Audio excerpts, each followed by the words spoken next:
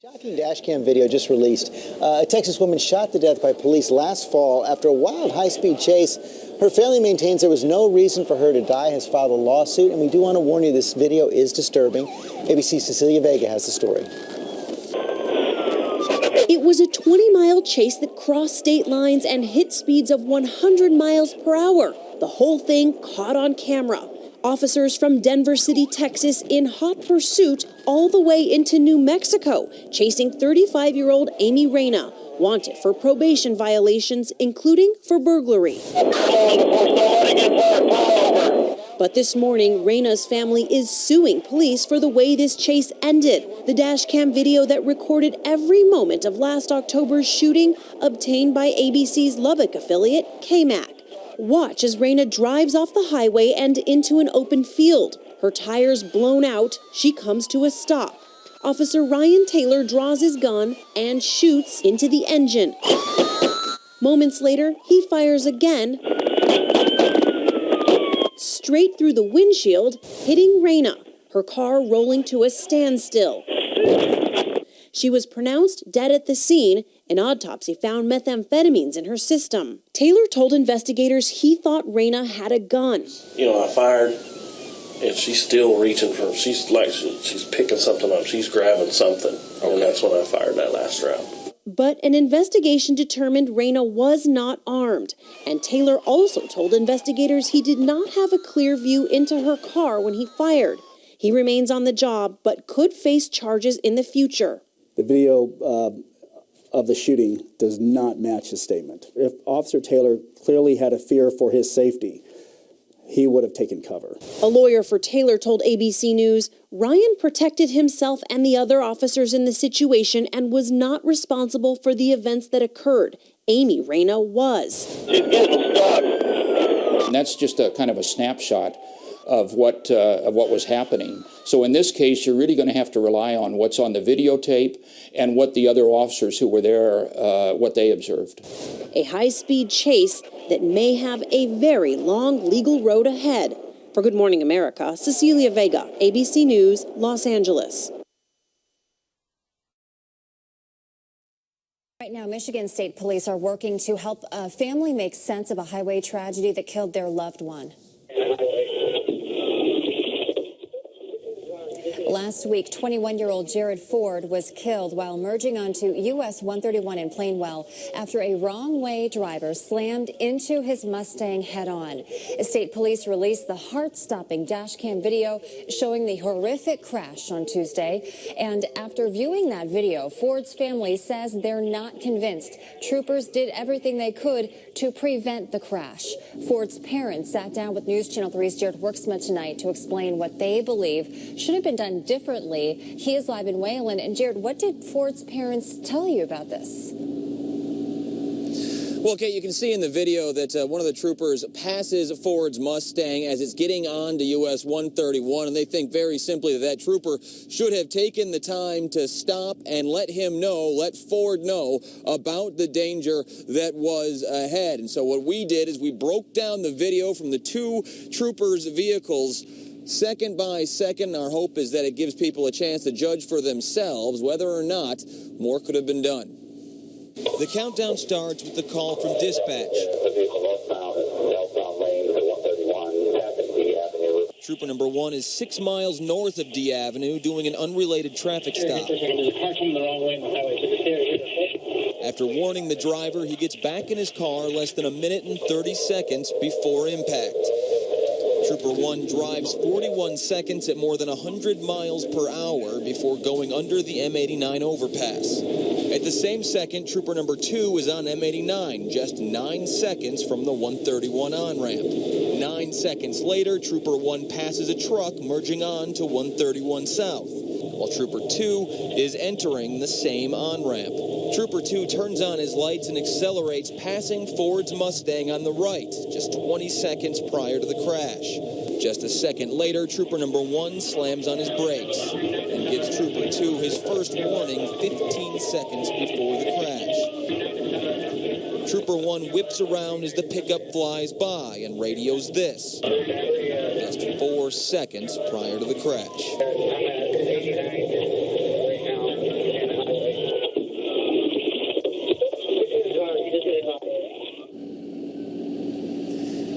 Now, because of the controversy surrounding this crash at this point, Michigan State Police is having everything go through Lansing headquarters. Here is a statement. It says, due to the urgency of this situation, the goal of responding officers was to stop the wrong-way driver with the hopes of preventing a crash.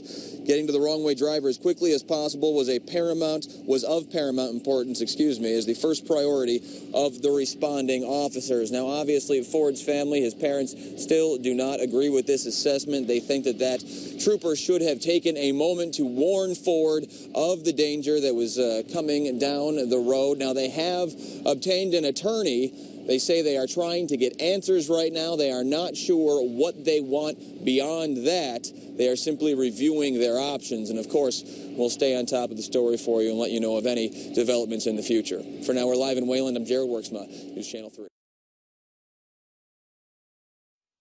Last month, Yakima police initiated an intense manhunt for Gary Jack Gallagher. Gallagher was the target of the police department's fourth officer-involved shooting this year. Police fired on Gallagher after they say he tried to run over an officer with his car. Chris Luther was able to get a hold of some dramatic footage of the confrontation. Chris. Shane and Meredith, in the afternoon of March 14th, police attempted to apprehend Gary Jack Gallagher, who had a warrant out for his arrest. Gallagher had a history of running from the police, so they expected a confrontation, but they hoped it would never have come to this. Police, armed and ready, prepare themselves to take in a dangerous man. They approach slowly behind the cover of a car. All of a sudden, their suspect, Gary Gallagher, speeds away. Police video catches the explorer racing down residential streets. Police say while attempting to escape, Gallagher sped right toward Officer Jonathan Cordova on foot, almost running him over. 3 officers fired a total of 11 rounds at the car in defense. The chase was on. Moments later, officers sprint back to their cars and speed off in pursuit. They race through neighborhoods, blowing through stop signs. You can even hear one officer's desperation while searching for Gallagher. Hey guys, did you guys by any chance see a white Ford Explorer zoom through here? What is it? A white Ford Explorer in China. Can you Russian? No? Okay. 12 minutes after the incident, the car is found less than a mile away from the shooting in the parking lot of the Red Lion Hotel with no sign of Gallagher. The back and side windows of the car are shot out and a bullet hole is found in the passenger side door. Gallagher escapes without a trace. According to documents obtained from the Yakima Police Department, investigators tracked Gallagher's cell phone to the 100 block of North 7th Street. The next night, the Violent Crimes Task Force moves in and apprehends Gallagher without incident. While in the back of the car, the dash camera picked up an emotional conversation between Gallagher and his girlfriend. You tried to round the cops in my car. Hey, baby. You never told me that. I didn't even know I did that. I didn't. It happened too fast. I love you. I love you too. Police then bring Gallagher to the station for booking, at which point the officer notices that Gallagher may need to go to the hospital. You don't have any bullet holes in you, do you? You don't have to answer that, but do you need any medical attention? How's that? I got some in my knee. In your knee? Do you need to go to the hospital? After a couple days getting medical treatment, Gallagher is charged with assault, bringing the manhunt that started in this car to a peaceful end.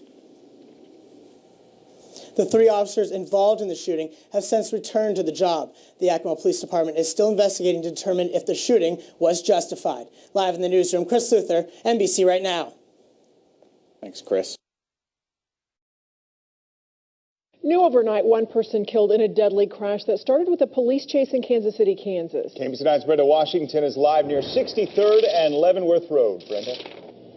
Well, guys, I can tell you that Kansas Highway Patrol says a 7-year-old girl died in a crash that happened right here at 63rd Leavenworth Road. This is where the suspect was heading northbound on 63rd. The minivan was heading east on, north on Leavenworth Road with the minivan with the mom and her 3 kids heading north right here at 63rd. Now, this started with a police chase about a mile from here on Parallel. Now, when the suspect got here to 63rd and Leavenworth, they say he ran a red light, crashed into that minivan. That minivan, again, a mom, her 3 kids inside. We're told all 3 kids under the age of 8 were in car seats. Now, a 7-year-old girl in that car, Jasmine Rodriguez, she died. The suspect is identified as Tyrone Murphy Jr. of KCK. He is 27 years old. We spoke with a man who says he was here and he heard that crash. It sounded like gunshots almost. And so I rushed out of my work, and whenever I got out here, it was just a car accident. But it was loud enough to where it sounded like gunshots. Now we're back here live at 63rd and Leavenworth Road. You can see the debris that's left over from that crash. We've got oil in the street. There's debris. There's glass. There's also a traffic signal that's down. Now that suspect, again, identified, I should say, as Tyrone Murphy Jr. of KCK. He was also taken to the hospital to be treated for his injuries. I'm told he is now in police custody, and this is still under investigation. Again, 8:30 last night, police were trying to stop him for a traffic violation when he was fleeing from police. Brenda Washington, KMBC 9 News.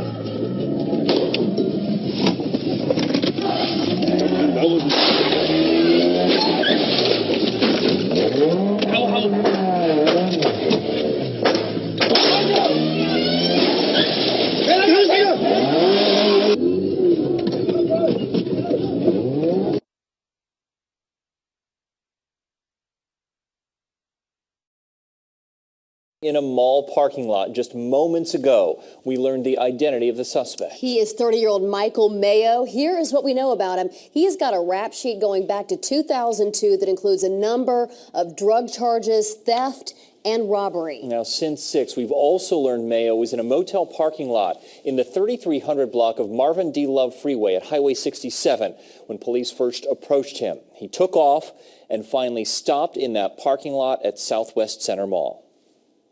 This all played out on live TV this afternoon right here on NBC5. Chopper 5 was right above this from start to finish. Mayo stopped several times, allowing police to gather behind the getaway car before taking off again. The situation hit a fever pitch when Mayo got out of the car and put a gun to his head.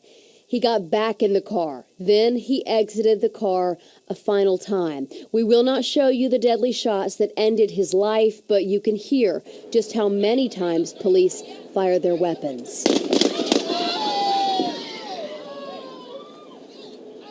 Now, a lot of people witnessed all of this, including one man who captured it with his cell phone. NBC5's Ben Russell just spoke to him, and he joins us live now. Ben?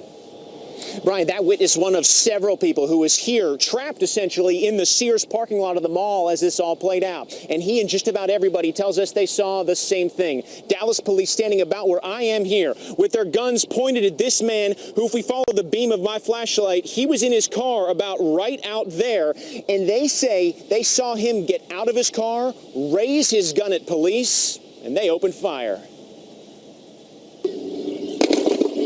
This was the view through Nick Hall's windshield. Something just, I think it's unreal because, you know, you hear it on TV and everything, but you never just witness it actually there. Nick and his friends weren't the only ones watching. The Southwest Center Mall parking lot was packed with witnesses.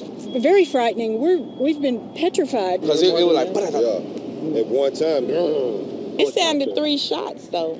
Yeah, pop, pop, pop. The exact number of shots fired is not yet confirmed, but this is. Dallas police tell NBC5 this situation started here at the Dallas Inn, a few exits up Highway 67, when an officer approached the suspect's maroon car believing he was smoking marijuana. After speaking with the officer, the suspect's girlfriend got out of the car and he took off.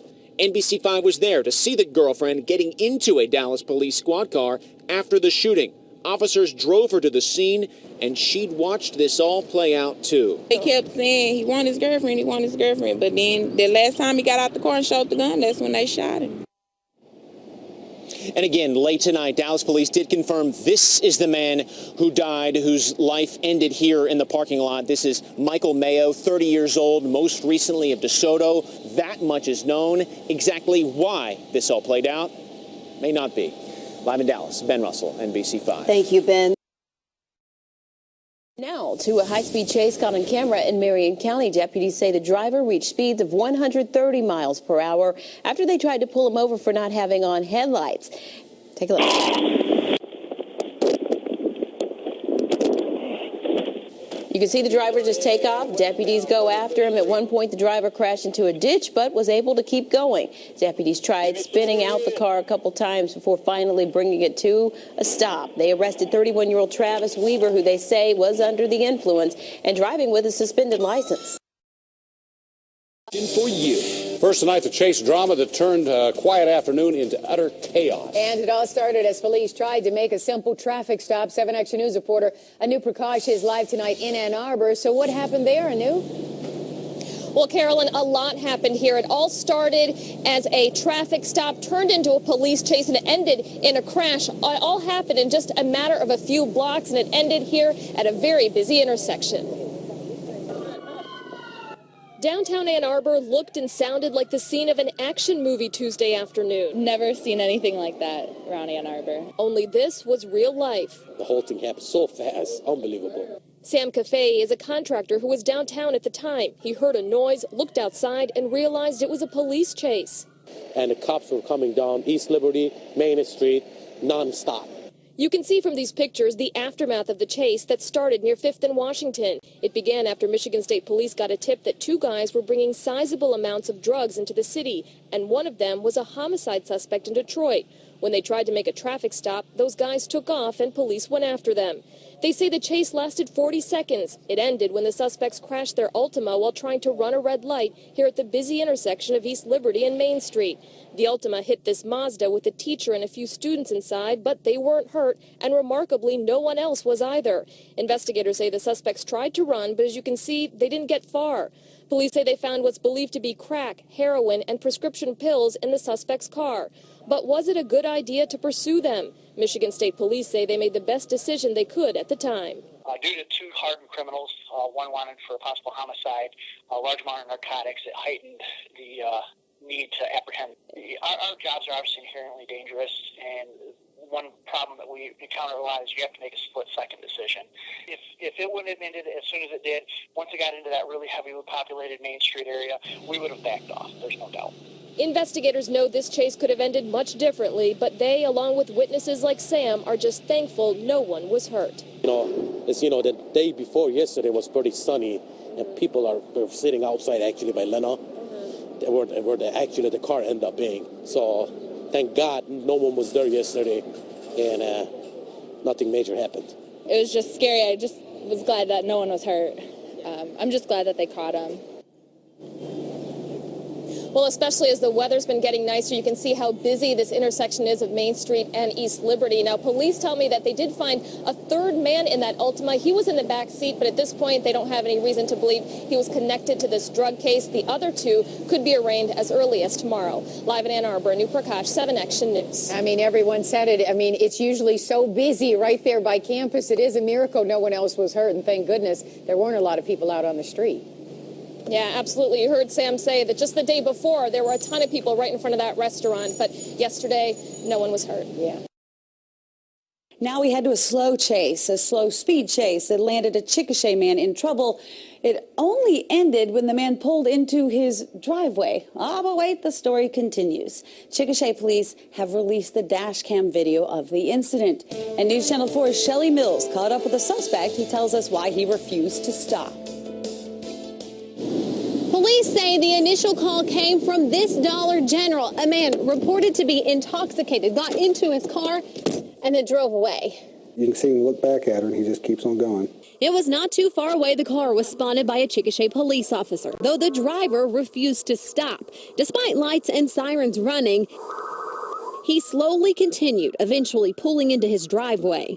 People think if they're close to home, if they just go ahead and make it home, they're going to be all right, but that's not true at all. You can hear as an officer demands the suspect, Justin Powell, get out of the vehicle. You can also hear Powell refuse to cooperate. Get on the ground! I don't think so. Eventually, another officer arrives and Powell is taken into custody. The officer says she could smell alcohol and his speech was slurred. Powell was not willing to cooperate. Demanding over and over again officers read him his rights. And I know for a fact my Miranda rights. So start speaking them. We caught up with Justin Powell at his house. Why didn't you stop when they tried to stop you on Country Club? Because I was going home. If I had stopped, my car would have got impounded. Justin says he knew they were going to arrest him because someone at the Dollar General told him they were calling police. Why did they think you were drunk? Because they always think I'm drunk. He assures us he had not been drinking and tells us he thinks the whole investigation is, well... I think that's bull. Shelley Mills, News Channel 4. Powell refused to take a sobriety test and was booked into the Grady County Jail on counts of driving under the influence, attempting to elude and resisting an officer.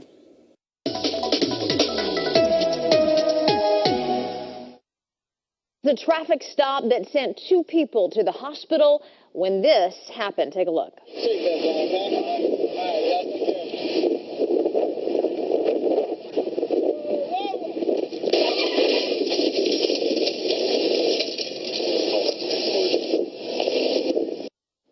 A distracted driver plows into a police cruiser. Somehow, that officer walked away. KOCO's Morgan Chesky is in Midwest City to explain. Jess, the speed limit here on this stretch of Air Depot is just 35 miles per hour. Still, it was more than enough to give one Midwest City officer the scare of his life. It's the traffic stop seconds from turning into an accident, and Sergeant Brad Rummel realizes it right now. It's by the grace of God that he wasn't seriously injured or killed from this accident. It happened last Thursday. It was more like a crunch, like a quick crunch. Cell phone salesman Olin Johnson couldn't believe it the first time, much less the replay. That was amazing. I mean, I never seen any footage like that. It's a story best told frame by frame. Here, when Rummel first sees the Chevy driven by Chrissy Jackson, and the moment of impact from a distracted driver. She admitted she was on her telephone and that she was in a hurry to get where she was going and wasn't paying attention. Chief Brandon Claves credits training with saving his officer's own life. When Rummel parked, he turned his tires towards the curb. When she hit the back of the patrol car, it probably veered it at an angle away from Sergeant Rummel as he was running in between the cars. Both cars involved were totaled. Jackson's been cited for reckless driving, all for not following advice, best said by the cell phone guy. We do advise, to text later, drive first, just to pay attention to the road. Quite the close call. And as for both of those drivers, we know they were taken to the hospital, but released later that day. In Midwest City, Morgan Chesky, KOCO 5 News. Well, a wild ride lands one Cowboy County man behind bars and an officer's car in pretty bad shape. And that suspect took police on a chase through Huntington and then into a remote area. Troopers say they tried to pull over this man, 49-year-old Terry Garner, on Hall Greer Boulevard this morning. They say he refused to stop his truck and then just took off, leading police on a chase into a remote part of the county. When the officer tried to pursue Garner, the roadway caved in and his cruiser flipped into a ditch. Police were able to catch up with Garner, and he's now in the Western Regional Jail. Thankfully, though, that trooper wasn't hurt in the crash. High-speed chase through Bryan and Atoka counties ended with an arrest tonight. Police say it started in Durant after officers responded to a report of domestic abuse. They say when officers showed up, the man took off. They pursued him through Durant, then on into Atoka County, topping speeds of 100 miles an hour. Officers eventually caught up to him just south of Caney on Burntwood Road and Old Highway 70. The police say the suspect may have driven to his home. And there were no accidents and no one was hurt. The man's name has not yet been released. Well, a string of homes broken into, a high-speed chase on I-96, and then a foot chase. But that's just part of the story. 3 men have finally been arrested in connection with this series of burglaries in Livonia. Our Chauncey Glover is live this evening, and he talked to the neighbor who helped crack this case. Chauncey. Good evening, Ruth. Now, Don Paul is one of those neighbors who sits in his garage and watches everything that goes on in the community. Well, in this case, being a nosy neighbor paid off. something not right. Something looks fishy. 70-year-old Don Paul noticed some shady business in his Livonia neighborhood around 11 o'clock Monday morning. And I just kept watching and watching. While three men kept creeping and creeping. And when they drove by real slow, they went around the cul-de-sac. And when they came back, I noticed there was no license plate either. So I'm thinking, pretty strange. Paul follows his hunch. So we pulled in the party store at the corner, and we were parked there, and my wife says, here comes the car out of the gas station. I said, well, then I noticed there was only one person in the car. And I know there was three when they came by me. So where were the other two? Police say they were kicking in neighbors' doors and robbing them blind. But look here, Detective Paul was on the case. He called 911 as he watched the tricky trio make their next move. He and his dear wife in their Ford Escape were on their tracks until... all of a sudden, the police department come flying by. A high-speed chase ensues. Police quickly stopped the car. One suspect was arrested on the spot, but his partners in crime made a run for it. They were found hiding in an abandoned house near 96 in Greenfield. They said they've been looking for him for 2 to 3 weeks, yeah. A big burglary case cracked, all thanks to Mr. Paul, who says he's proud to be a nosy neighbor. So I feel good about it. This is our neighborhood, We got to stick together. That's right. Good for you, Mr. Paul. And you guessed it, when police caught up with the getaway car, they found a ton of stolen property inside the car. I'm told the three suspects should be arraigned here in the coming days. We're live tonight in Livonia. I'm Chauncey Glover, Local 4. Terminate, K92, terminate. So like he's back in the left-hand lane now. He did not take the exit, so he's continuing northbound. Weaver 459, I got a good spike on him. Yeah. Different. Watch him hit that freaking...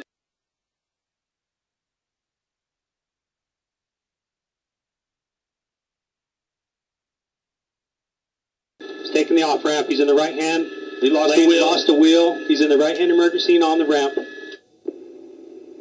Copy right hand wheel. Coming to a stop at the intersection. He's coming up to a stop at the intersection. Looks like he is going to go left. He's going left, heading westbound. 573 400 north, you're westbound. He's still continuing westbound. He's still continuing westbound on 400. Westbound on 400. Missing his back right tire. He's got both traffic coming both ways. He's just passing a large dump truck on the left-hand side. His right rear tire is out. Yeah, I'm going to stay stationary 400 north. He is still westbound, still going at a high rate of speed. Right rear tire is out. He's stopping. Looks like he's stopping. Stopping So they're stopping just west of 3650. They're bailing. Exited the vehicle. They're going southbound at 3650, going towards the house. They're approaching a residence just west of 3650. Two males on foot, black shirts. Can't tell what color pants they're wearing. Looks like one's got shorts, brown shorts. Any visual on a gun? Negative. No visual on a 1088. Coming up on your left.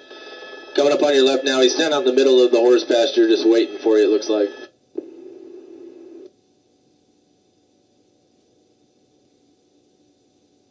Just hopped over the fence again. Okay, we be advised, he just hopped over the fence. He's headed back towards the residence. He's not in the corral anymore. He's going back towards the vehicle. He's coming out towards the vehicle in the driveway. What color was the vehicle? Vehicle's gray. You'll see a green trash can tipped over, gray vehicle. This guy's walking out to the road. He's on the ground, getting on the ground now. Getting on the ground. Okay, be advised, you still have one outstanding back by the tree. One still. Move south. He's back by the tree on the back of the house. Move south.